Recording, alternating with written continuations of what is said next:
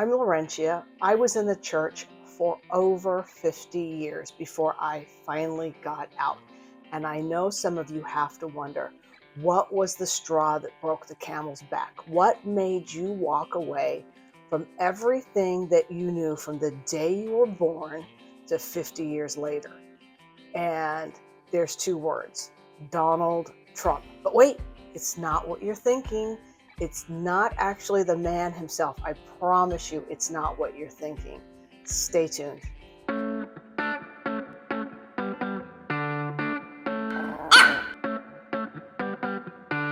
This is an unscripted video, kind of off the cuff, because I don't need a script because it happened to me.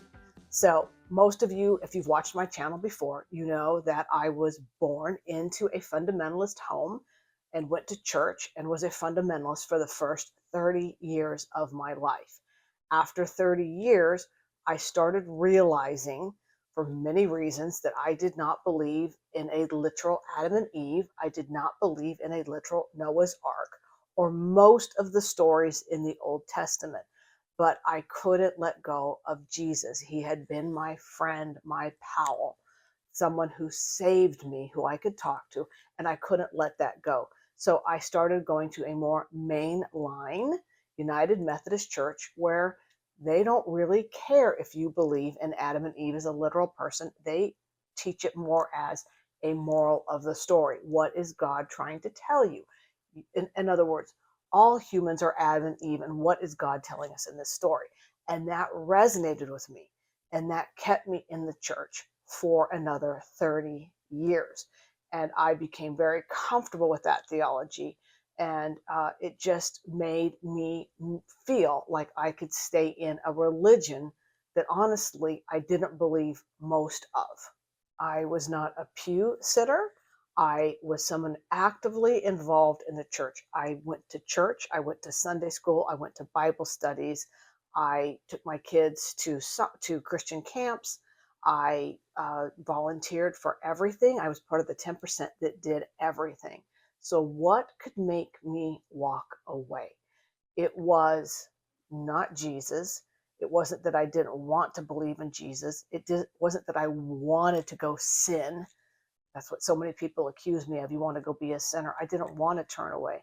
I had to turn away because I started realizing from seeing the people in the church and other believers that Jesus wasn't real either, because if he was, we wouldn't see people acting the way that they did who claimed that they had Jesus in their heart.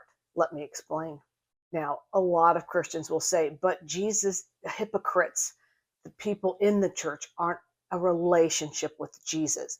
But when you see so many people around you claiming that they have the same relationship with Jesus that you do, and yet they act so ugly and just are so self-centered and so unaware, it makes you believe that Jesus couldn't be in anyone's heart, including mine. So I had been questioning for a long time, like I said, 20 years.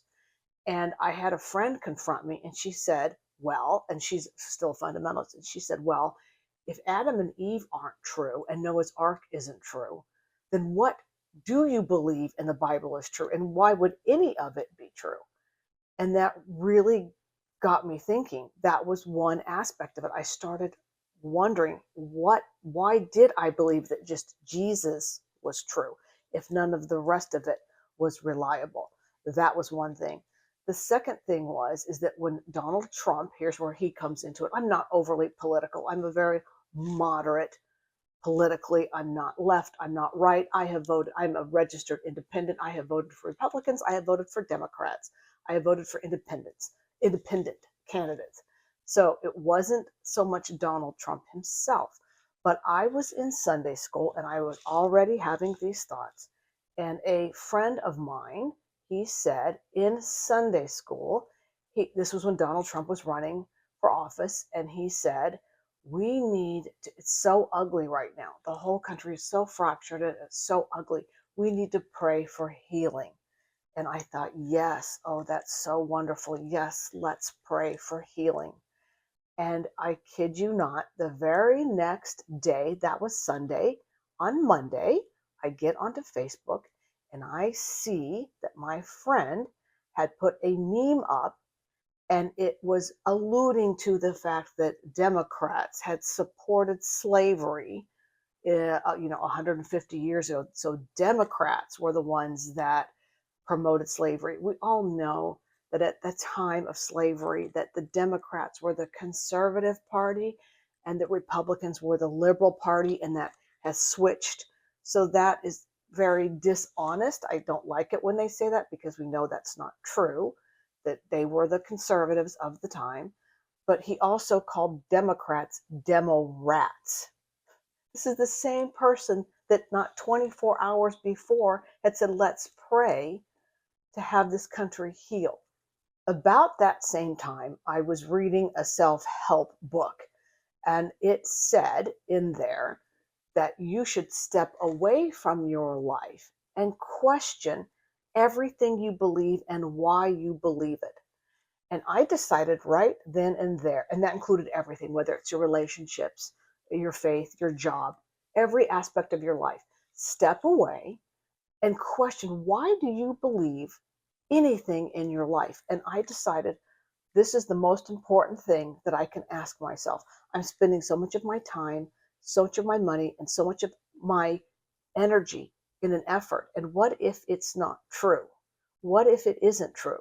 So I decided right then and then I was going to step away from church, which I was addicted to. I was addicted to the feeling of church.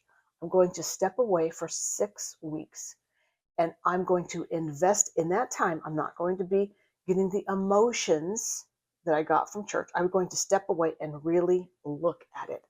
Look at the evidence for the Bible, for Jesus, for fundamentalism, and for my more liberal faith.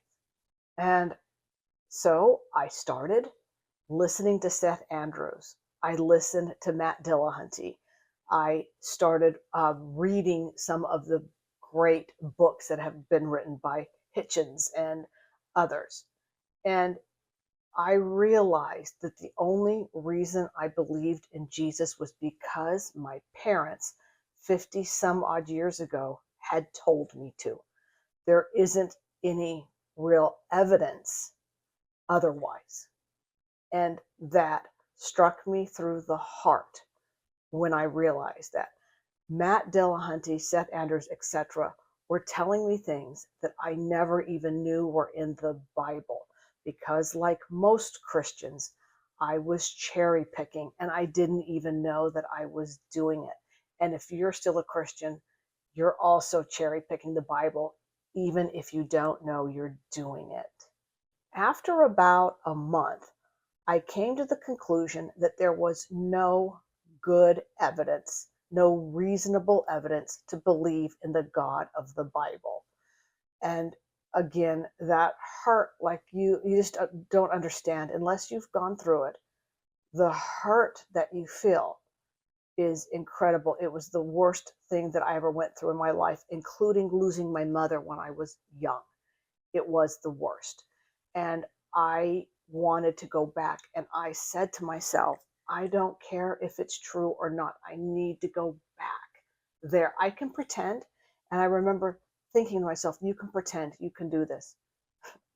And I wonder how many other Christians do that. I wonder, well, how many people in church, how many people sit in church and they really don't believe, but they can't get rid of the addiction to church. That's the only thing I can tell you is I was addicted to it. But I have to say, I'm so proud of myself because I didn't go back. I said, no, you're going to finish out the 6 weeks. And I started wondering, when is my pastor going to call me? When are the people from my Sunday school group going to rally around me? They never did. Do you know that they never did? The guy, the person that did the meme, the Donald Trump, not the Donald Trump meme, but the meme about the Democrats, he did actually reach out to me and go, oh, we're wondering if you're okay, and he was kind of the leader of the Sunday school. And I said, yeah, I lied, and I didn't lie, but I over-exaggerate. Well, we're moving, and so we're looking at churches where we're moving, and, blah, blah, blah. And he bought that. And the pastor that I had, even though I had a very quite a close relationship with him. He had cancer and was dealing with his stuff, but no one else ever got a hold of me. Nobody. Not one single person reached out and asked if I was okay and what was going on after I had spent almost 10 years in that church. Can you believe that? Can you believe that? And that was the straw that broke the camel's back. That's what finally did it. I'm only good to them. I'm only good for them if I'm in the group. They probably knew in their heart of hearts why I had left. And they had no interest in discussing it with me, talking to me, or even caring. So that's my little story in a nutshell. I know other Christians have had the same thing happen to them where they leave and people are like, oh well. And other people have had, friends and family try and rope them back in. Me confronting my family, that's a whole nother video for another time. But that's it in a nutshell. That's what happened to me. I like you guys. I love you guys. I know you've been through the same thing. Let me know in the comments. I'm always interested to hear your story. Give me a thumbs up. Give me a thumbs down. Bad comments, good comments. I don't care. I like it all. All right. I'll see you next time.